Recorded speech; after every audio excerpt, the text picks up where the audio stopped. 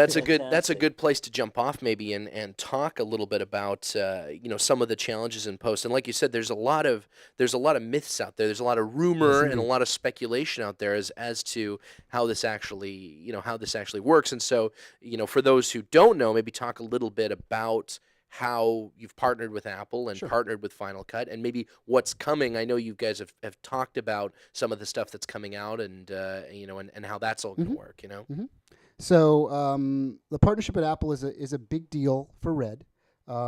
We at the beginning, when we started our engineering process, we made some choices based on who we wanted to have as our first partners.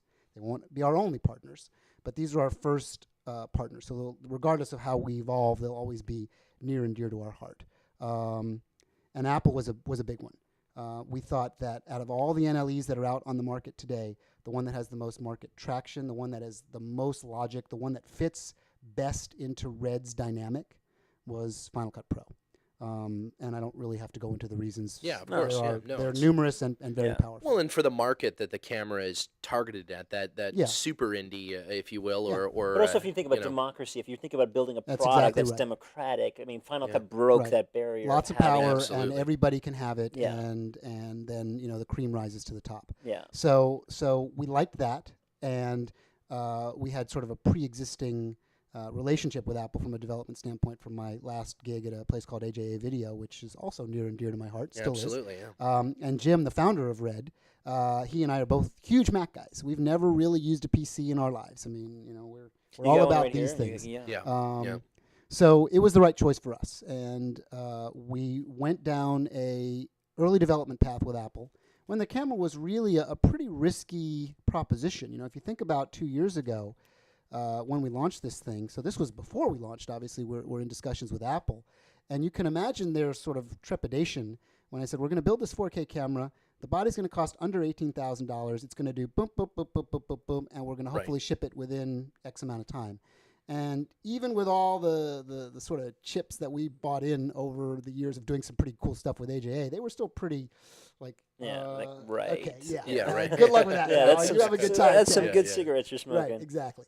But in truth, they were completely excited and embraced it. And with all the risks that were associated with taking something completely groundbreaking that has never existed before in any way, shape, or form, Apple was the right partner because they said, we're in.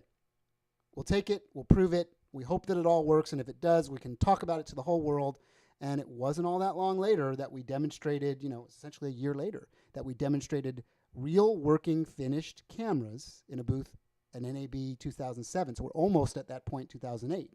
And we showed this Final Cut workflow where you can literally take our wavelet 4K movies, which are generated in the camera now, and they actually have little QuickTime reference movies, little pointers that reference the 4K wavelet.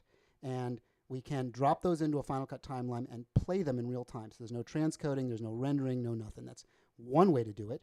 And then there's another way to do it where you take the QuickTime reference movies and you render them to ProRes, which is between a 3 and 4 to 1 operation, which gives you lots of layers of real time.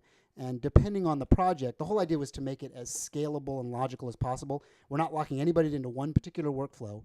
We wanted to say, this is the pathways we think make the most sense. So if you're doing a broadcast deliverable, broadcast finish, you go this way. If you're doing a film editorial to get on the big screen and eventually going to link back to the original wavelet media and deliver a 2K or a 4K finish, you go this way. Or you can go the other way. And the tool sets are there and they're viable and they work all day long. And Stephen can tell you, I would say out of all the companies on the planet, it's a pretty bold statement, so I may have to retract it at some point. Well, we're Tech Media Planet. So we on the planet. deal on a global level. We deal on a planetary scale, absolutely. We do, absolutely. So out of all the places on Earth that have really embraced the Red workflow and helped us figure it out, it's Plaster City, where we're sitting right now. We're recording this podcast and shooting it with the Red camera in one of their bays. Plush couches. I would say that plush couches, these guys are not just another post house. They are really part of the Red family.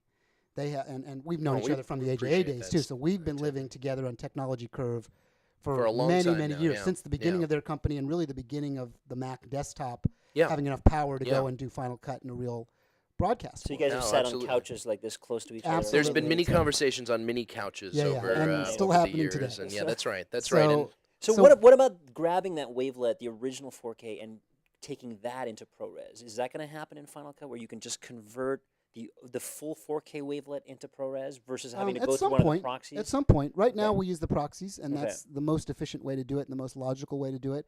But there's no limitations to what we can or can't do with the Apple relationship. It's just what we decide to do and what makes the most sense for the most users and where we put Got the it. development cycles.